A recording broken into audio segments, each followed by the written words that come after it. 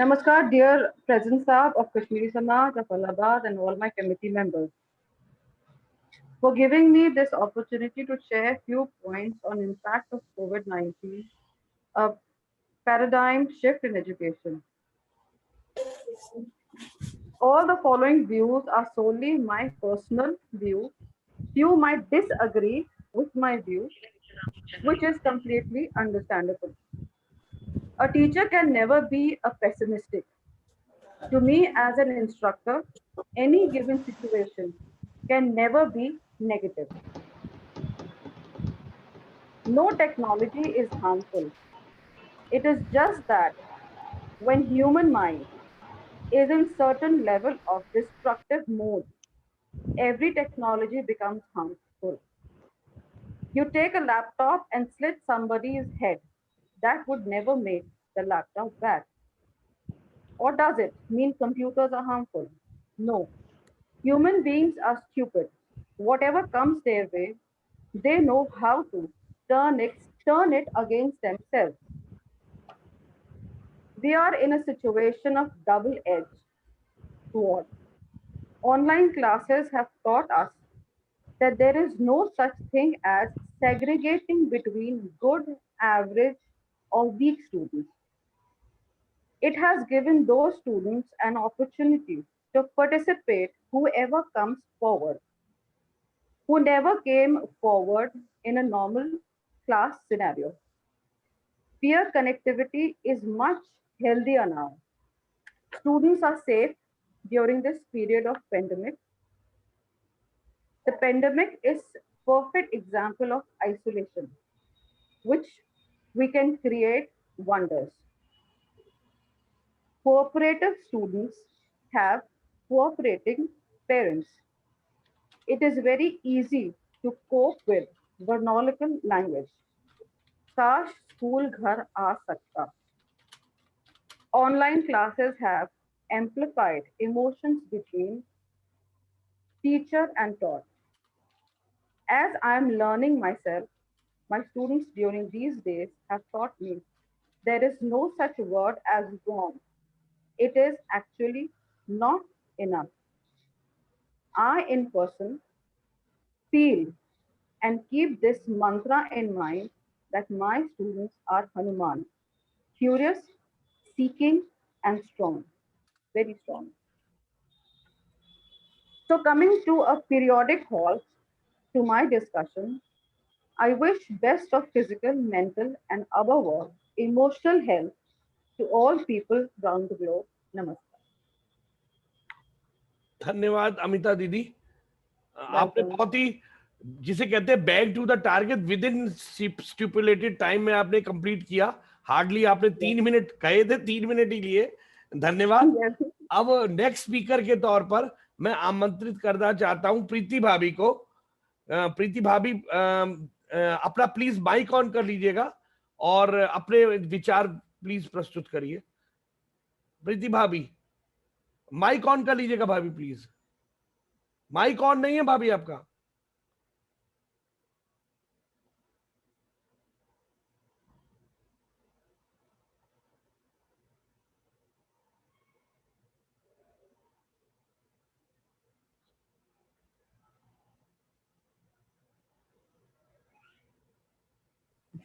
हाँ जी, हेलो।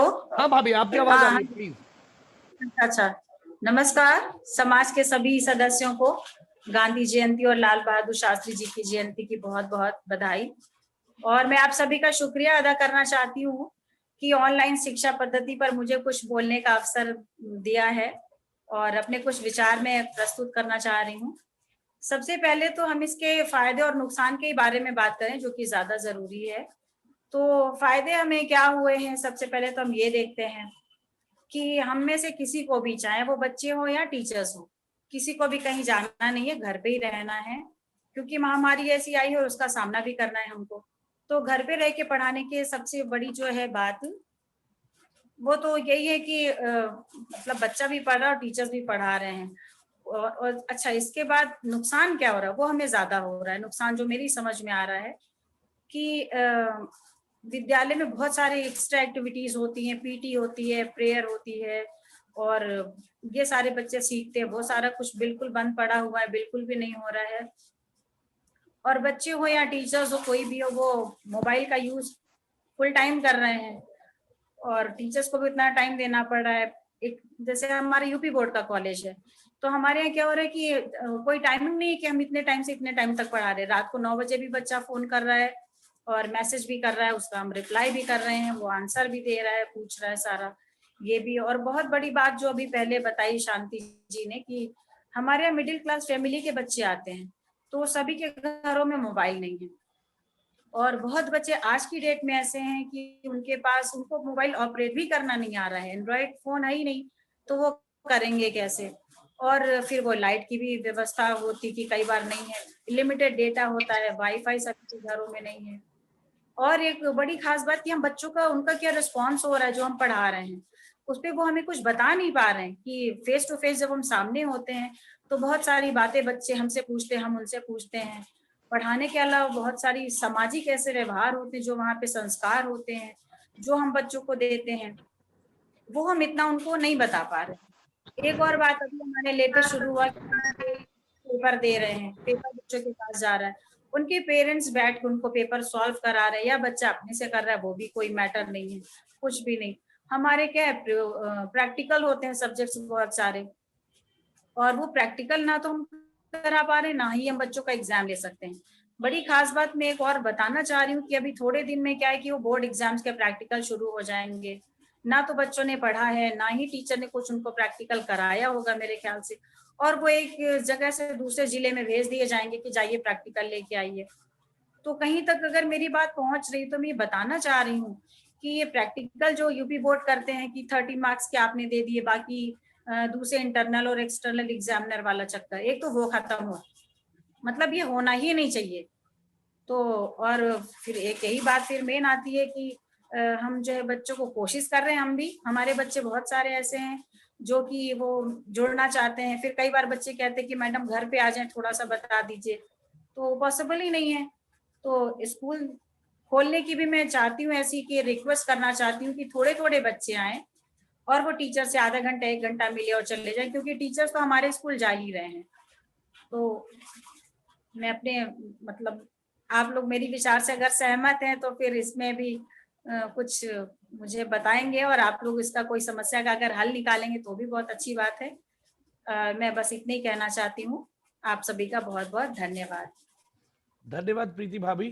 प्रीति भाभी ने बहुत ही व्यवहारिक जो कठिनाइयां आ रही हैं और जो भविष्य में आएंगी, क्योंकि वो एक मदर भी है और एक टीचर भी है, दोनों एंगल से उन्होंने खुद ही अंडरस्टैंड किया और बहुत व्यवहारिक बातें बताई जो आने वाले टाइम पे हम सब फेस करेंगे, तो उस बात का हमें ध्यान रखना चाहिए।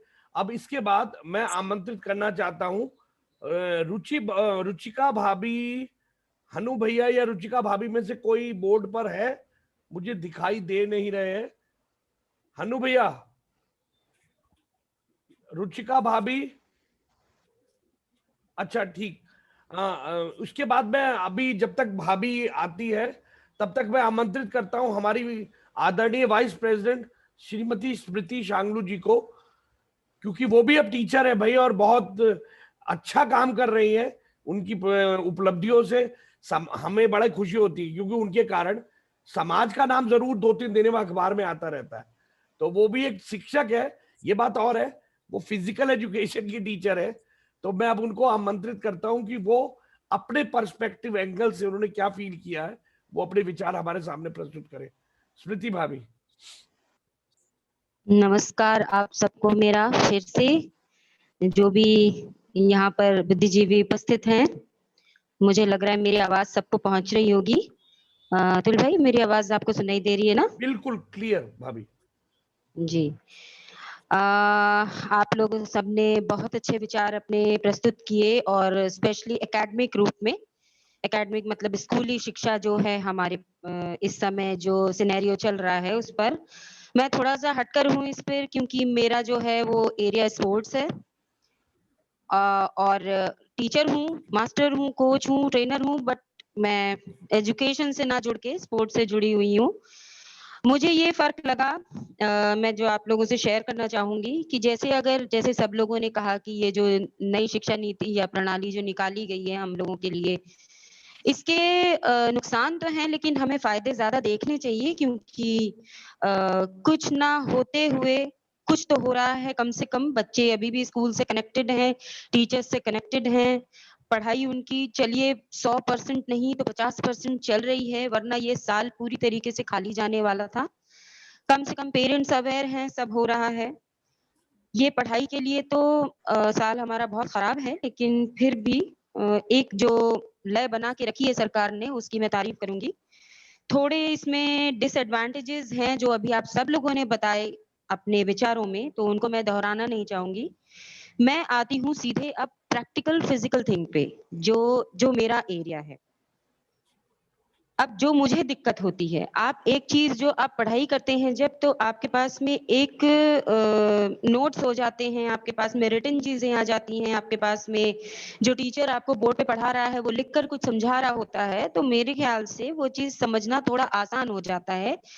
लेकिन अगर हम प्रैक्टिकल चीजों की बात करें, फिजिकल चीजों की बात करें, जैसे कि मैं अगर कराटे सिखाती हूँ, मेरी ऑनलाइन क्लासेस चलती हैं, और अगर कोई भी स्पोर्ट्स के एरिया में अगर एकेडमिक ना होकर अगर वो स्पोर्ट्स के एरिया में या कोई भी ऐसी चीज जो फिजिकल है, जो कांटेक्ट से रिलेटेड है, जो जो प्रैक्टिकल है आपकी, जैसे कि मुझे याद आ रहा है अभी, अमिता ने भी कहा था और शांति जी ने ये बात उठाई थी कि जो प्रैक्टिकल चीजें हैं, और प्रीति ने भी कहा, वो चीजें बंद ऑलमोस्ट हो गई हैं।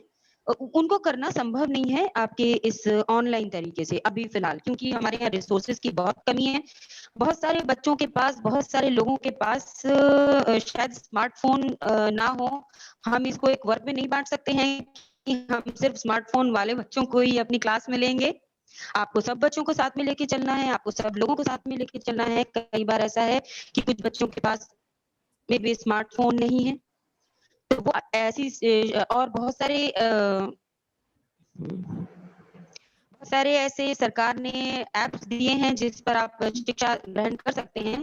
तो ठीक है, शिक्षा ग्रहण हो रही है, लेकिन जहां बात प्रैक्टिकल की आती है तो वहां पर क्या प्रॉब्लम हो जाती है कि अगर हम कोई चीज सिखा रहे हैं, जो मैं फेस कर रही हूँ पिछले 6 महीनों से, अगर हम कोई चीज सिखा रहे हैं, तो अगर क्लास में 50 बच्चे हैं तो 50 बच्चे की समझने की क्षमता अलग अलग होती है।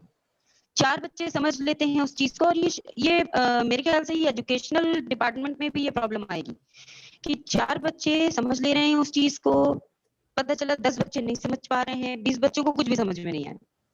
अब यहाँ ऐसी चीजें हैं मेरे क्षेत्र में कि मुझे तो प्रैक्टिकल देना है, मुझे तो कोई मैं थ्योरी लिखकर उनको नहीं दे सकती, मुझे तो प्रैक्टिकल दिखाना है। अब जो फुल कांटेक्ट से रिलेटेड चीज है, जिसमें मुझे उनको छू कर बताना है, जिसमें मुझे उनको मुझे सामने देखना है कि वो क्या गलती कर रहे हैं, सेल्फ डिफेंस से रिलेटेड है, कराटे से रिलेटेड है, कोई भी गेम से रिलेटेड है, तो वहां ये चीज थोड़ी सी मुश्किल हो जाती है बच्चों तक इसको कन्वे करना। तो इससे क्या होता है, इसका स्टैंडर्ड गिरता है।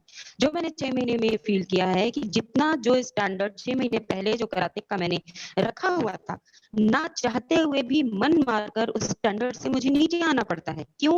क्योंकि अगर मैं उस स्टैंडर्ड पे जाने की कोशिश करती हूँ, या मैं उतनी इलेबोरेटली समझाने की वीडियोस में मैं कोशिश करती हूँ, या मैं ऑनलाइन वर्चुअल ऐसे लेके कोशिश करती हूँ, तो कहीं ना कहीं बच्चे लैग कर जाते हैं, उस चीज को नहीं समझ पाते हैं।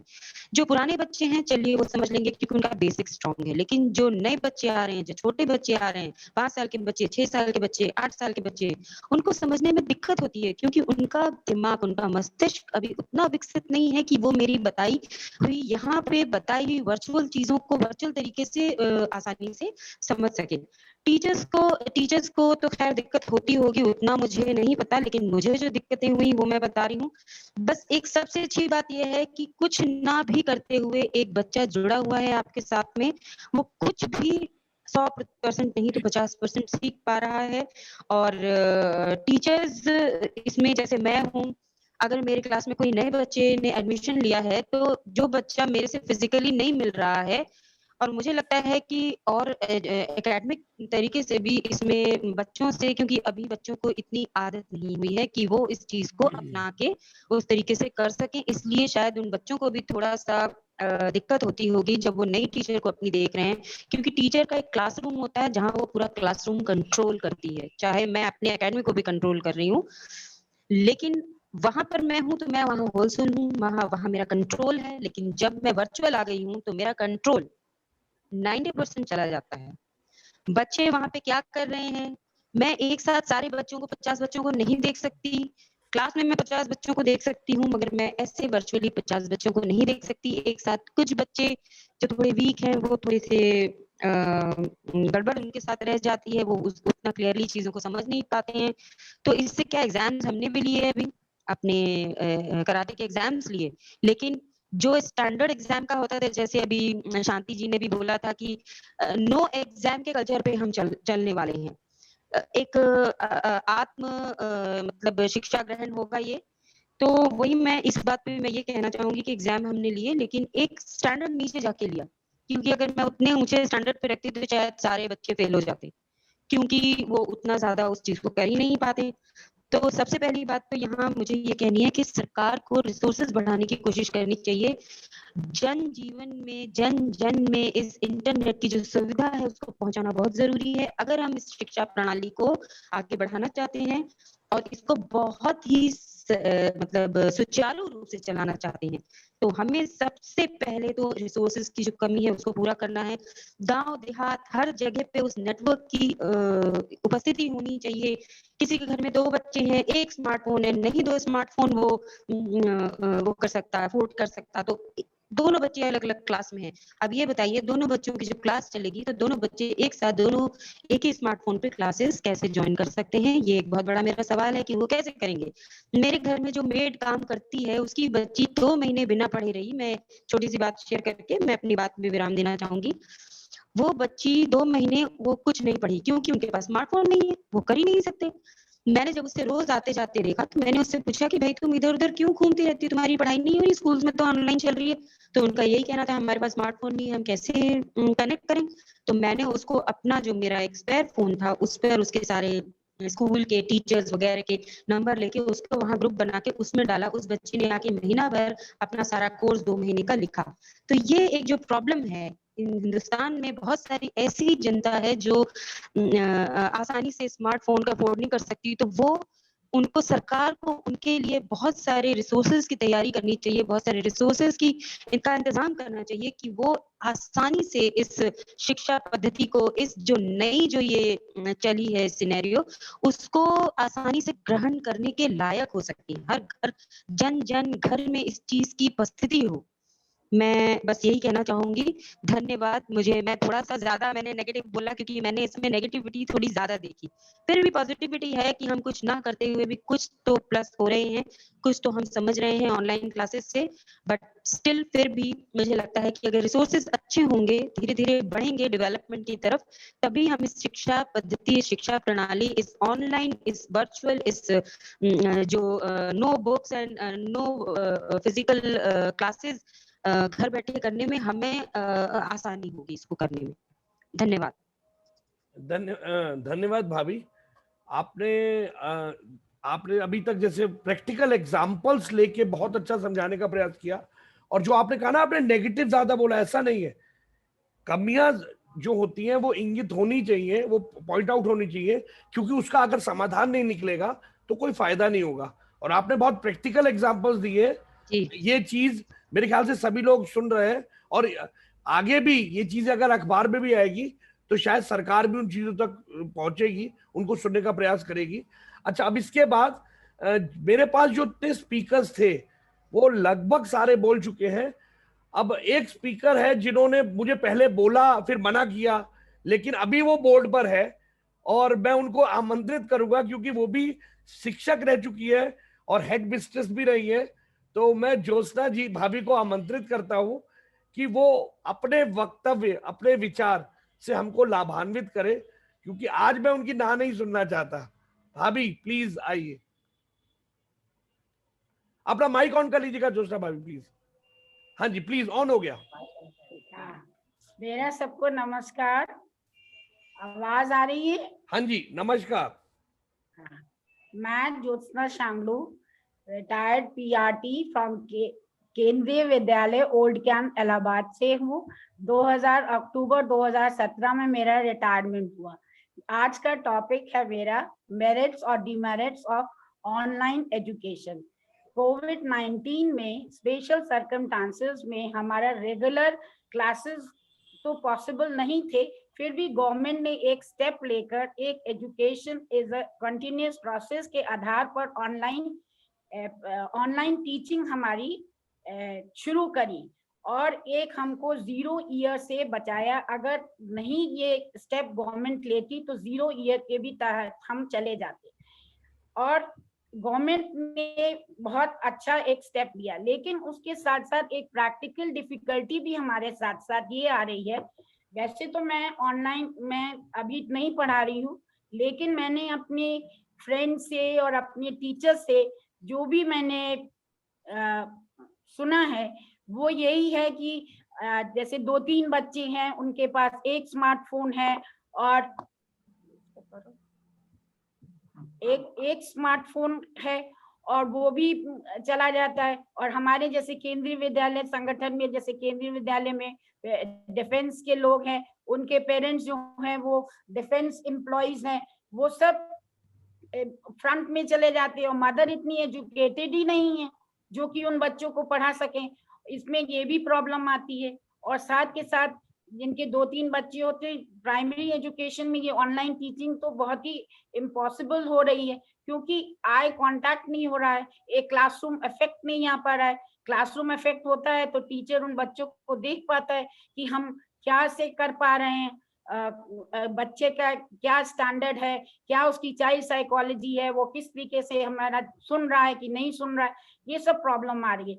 और जैसे पूरी क्लास में अगर 40-45 स्टूडेंट बच्चे हैं तो 20 या 25 बच्चे आ रहे हैं, बाकी अपनी प्रेजेंस लगा के चले जाते हैं। और कई बच्चे तो हमारे गांव में चले गए हैं। पेरेंट्स कोविड और लॉकडाउन के जरिए कईयों की नौकरियां चली गई हैं, ये भी प्रॉब्लम सामने आ रही है। एंड्रॉइड फोन इतना महंगा है, कैसे वो अफोर्ड करे।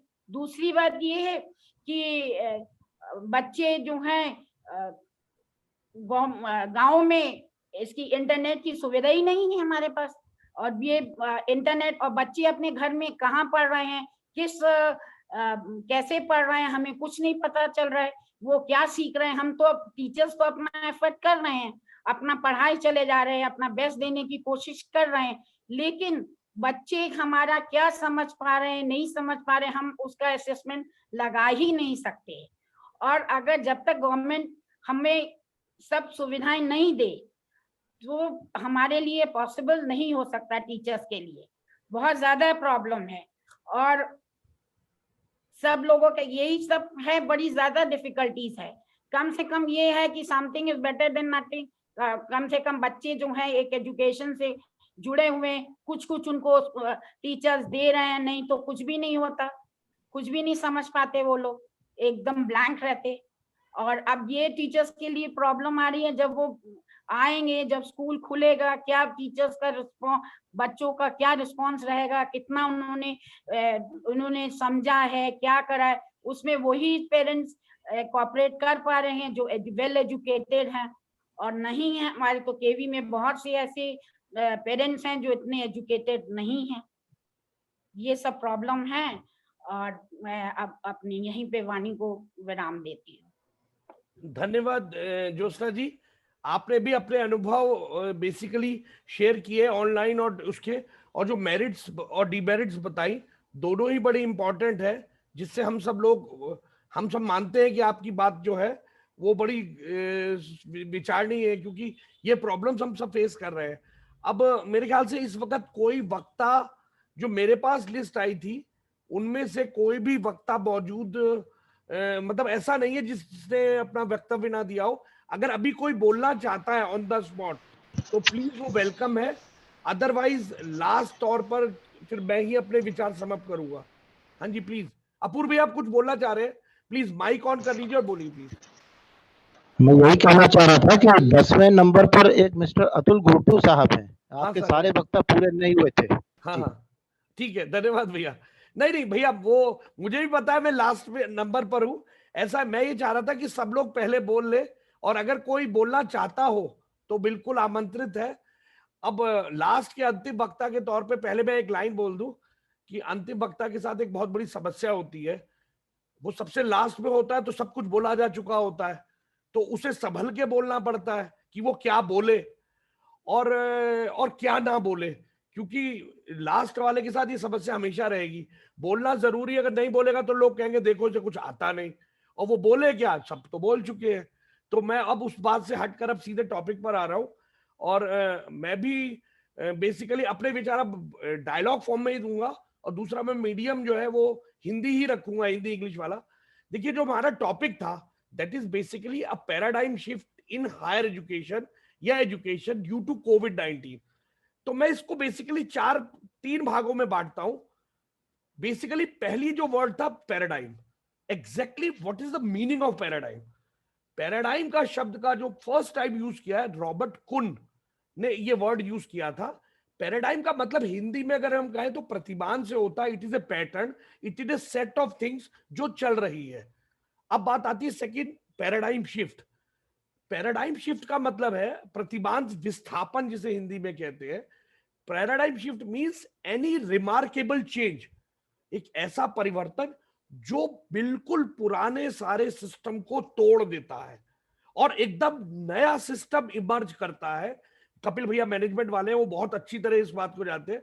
पुरानी चीज को ध्वस्त करके नई चीज को लाना, अगर ऐसा कुछ दिखता है समाज में, that is called paradigm shift. ये एक दिन की बात नहीं है, it is a long journey. हम इस पैराडाइम शिफ्ट को महसूस कर रहे हैं और हम इसके कहीं बीच में हैं, क्योंकि अभी हमने महसूस किया है। फाइनल एंडिंग या जर्नी चल रही है, आएगी। अब मैं सीधे टॉपिक पर आ रहा हूं कि एजुकेशन पर क्या प्रभाव पड़ा है। कोविड क्या है वो आप सबने बहुत अच्छा बताया। देखिए जब भी हम एजुकेशन की बात करते हैं, किसी भी एजुकेशन के चार प्रमुख चीजें हैं। पहला टीचर, बट ऑब्वियस है जो देने वाला है, ऑन द अपर हैंड। दूसरा स्टूडेंट, लेने वाला, रिसीवर। तीसरा कंटेंट। कंटेंट मींस, या जिसे मैं कहूं करिकुलम, वो चीज जो ट्रांसफर हो रही है बिटवीन टीचर टू स्टूडेंट। और चौथा है डिलीवरी मोड, इंस्ट्रक्शन, यानी कम्युनिकेशन चैनल, हम किस माध्यम से दे रहे हैं। और पांचवा है एनवायरमेंट, सिनेरियो पूरा, क्योंकि ये सारी चीज हवा में नहीं चलती, किसी एक वातावरण में चलती है। तो पांचों चीजों को, शिक्षा के पांचों सेक्टर्स को इसने बहुत बुरी तरह प्रभावित किया है। इसीलिए आज हम कह रहे हैं कि कोविड के कारण पैराडाइम शिफ्ट आया। पहले में और अब में अंतर देखिए। टीचर, पहले का टीचर क्या था, आया, कक्षा में नोट्स निकाले, बोलना शुरू कर दिया, नोट्स पकड़ा दिए और चला गया। थोड़े इंटेलिजेंट टीचर हुए, ब्लैक बोर्ड पे लिखा, या मैं ये कहूं चॉक एंड टॉक मेथड से पढ़ा दिया। चॉक और टॉक मेथड यूज किया, बच्चों से क्लास में इंटरेक्ट किया, पढ़ा के चला गया। अब कोविड के बाद ये मेथड नहीं रहेगा। अब मेथड आ गया वर्चुअल प्लेटफॉर्म, जूम आ गया, गूगल मीट आ गई, माइक्रोसॉफ्ट आ गया। अब टीचर चॉक एंड टॉक से नहीं पढ़ाता, अब चॉक तो गई, अब व्हाइट बोर्ड आ गए जो कंप्यूटर के हैं। टॉक है, प्लेटफॉर्म जो है वो वर्चुअल है, हम देख रहे हैं, फील नहीं करते। बाकी रोते हुए भी देख लेते, सब कुछ वही है, लेकिन फील नहीं कर पाते। और तो टीचर का एक बहुत बड़ा चेंज आया।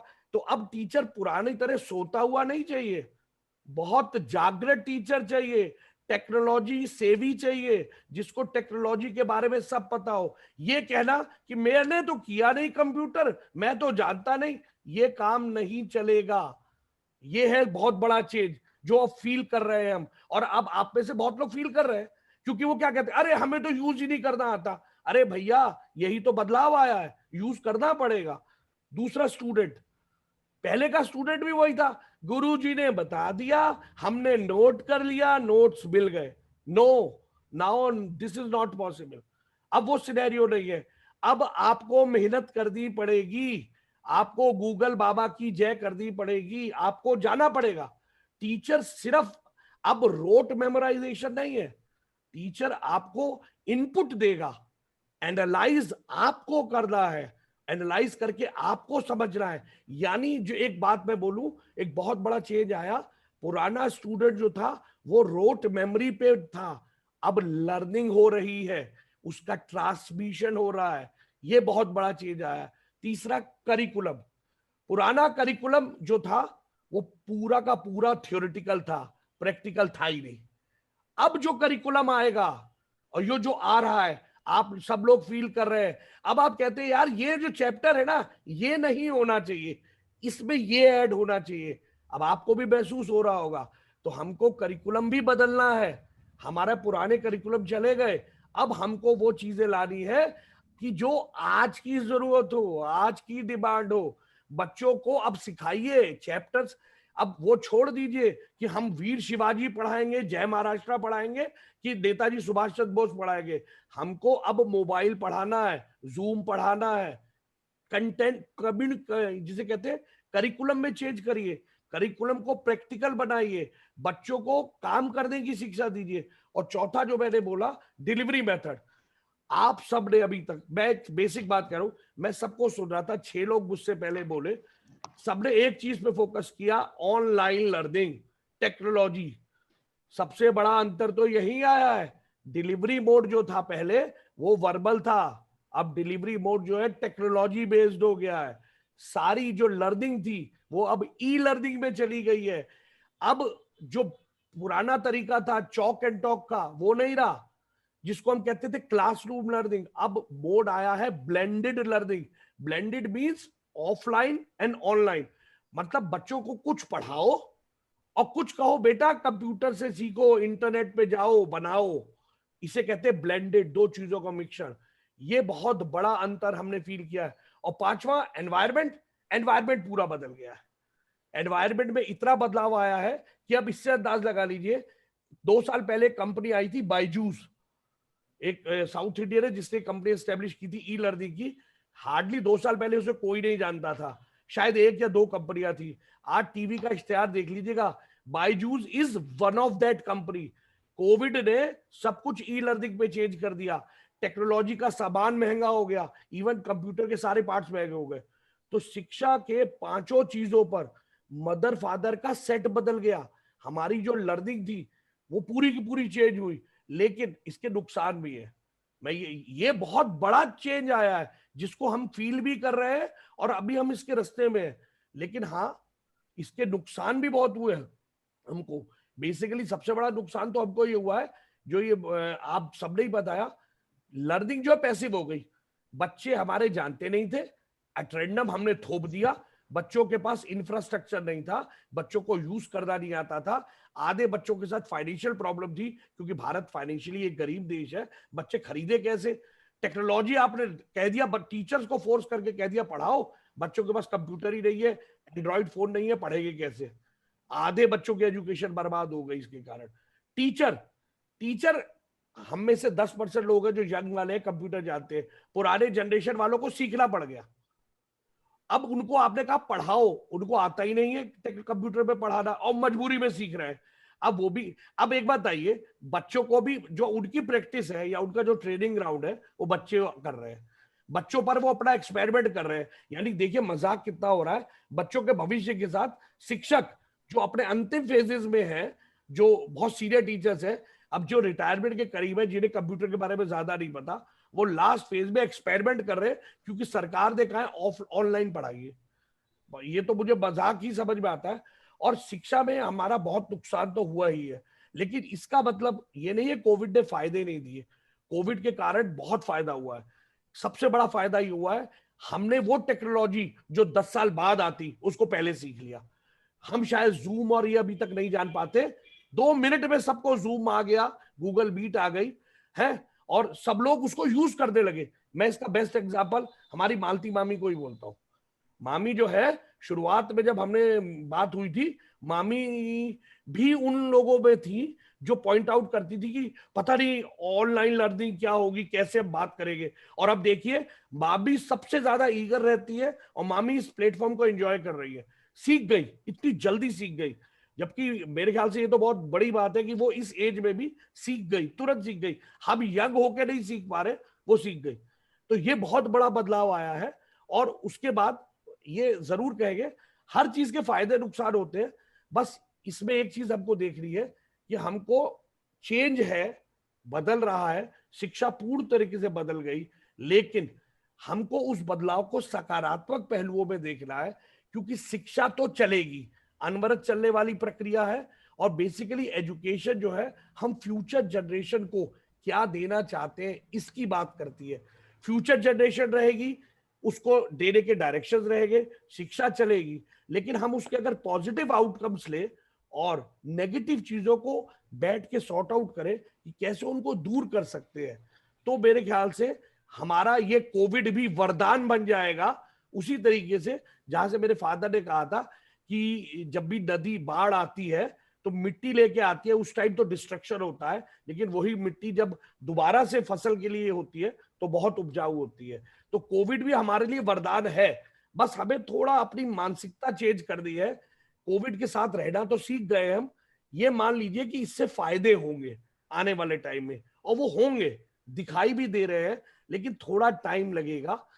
धन्यवाद, बस मैं इतना ही कहना चाहता हूं। और इसके बाद मैं शिवानी भाभी है मौजूद? शिवानी भाभी, शिवानी भाभी आप मेरी आवाज सुन रही है? ऐसा कपिल भैया, हाँ शिवानी भाभी, आप ऑफिशियली मेरे ख्याल से सब बोल चुके हैं, अब ऑफिशियली मैं आप ही को माइक देता हूं कि आप जो है मैं ज्यादा देर अपनी बैठ बात। नहीं पाई क्योंकि पापा की तबीयत ठीक नहीं थी, मैं उनके पास ओके ओके ओके, तो नहीं तो ऑफिशियली धन्यवाद देने के लिए आपको बुला रहा हूँ। नहीं, मैं सबको धन्यवाद दूंगी। अपूर्व भैया कुछ कहना चाहेंगे आप? अपूर्व भैया, बस 2 मिनट का टाइम बचा है, एक बात पहले ही बोल दूं, ओनली 2 मिनट। जी जी जी थैंक यू भैया।